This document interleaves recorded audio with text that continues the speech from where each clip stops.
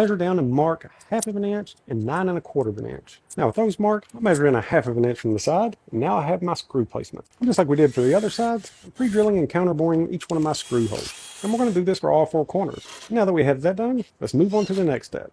Okay, so now this thing is starting to come together. Let's go ahead and put our side panel slats in, then we'll move on to supporting this bottom.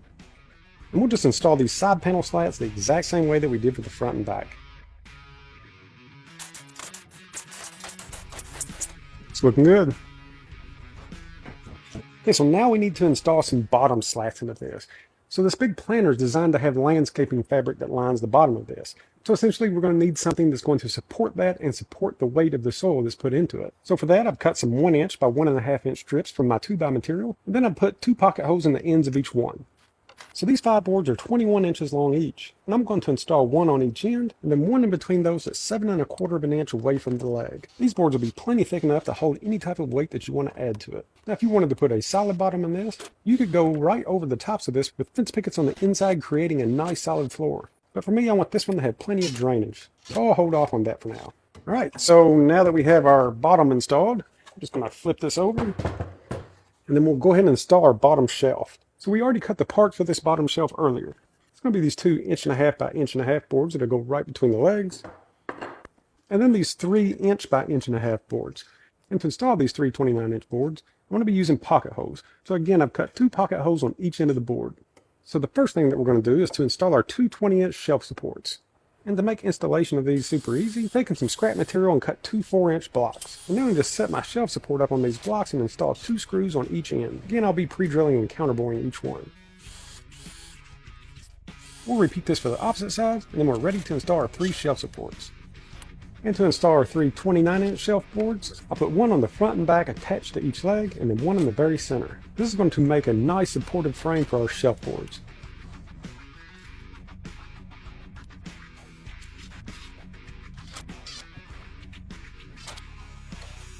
So for our shelf slats, I've taken 9 boards that are 23 inches long and cut out 1.5 inches wide out of the same material that we used earlier. The only other thing that I've done to these boards is just sanded over each one of the edges. This gives it a nice finished look.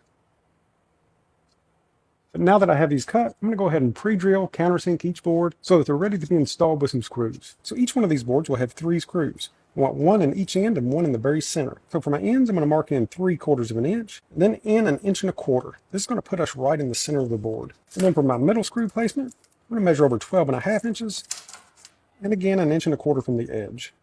This puts me in the center of my board. I'm just going to pre-drill these 3 markings, and then whenever I'm done, I'm going to use this first one as a template for the rest. This is going to keep us from having to measure and mark each one.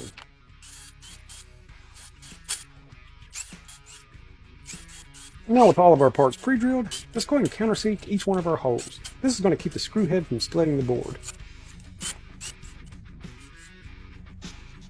Then as far as the spacing between each board, you can measure this out to a 3/4 inch gap, or use a piece of 3/4 craft wood.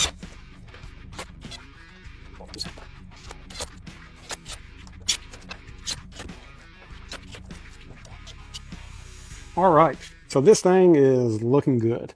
So with these shelf boards installed, the only thing that we have left to do is to make our grid pattern on the inside of this thing. So we can get started on that. Okay, so now we need to put this grid in. Now, I've designed this one so that it has 6 different sections. You can put in as many as you want, or don't put in any at all. Let's say that you're going to use this as a strawberry bed. Well, you really wouldn't need any grids. But if you wanted to separate out your different herbs, definitely throw some grids in there. Okay, so to grid this off, I'm really only needing this to be exposed at the top. The rest of this is going to be filled with soil underneath. So I'm going to be using the same size fence picket material, which is 2.5 inches wide. And I went ahead and cut down my parts for this grid. So you'll be needing 2 boards that are 30 inches long, and then 4 boards that are 10 inches long. It's going to have a pocket hole 3/4 inch down from the top edge. And we're only going to be needing 1 pocket hole per board. And then for your 30-inch boards, go ahead and measure 3/4 inch down on each side and put 1 pocket hole at the top of each one of those. You'll see how all of this is going to come into play here in a minute. But before we install this into our box, let's go ahead and put these things together. So let's start off with our 30-inch board and our 2 pocket holes at the top of each board. And I'm just going to stand these on their edge, then measure over 10 inches from each end and make a mark.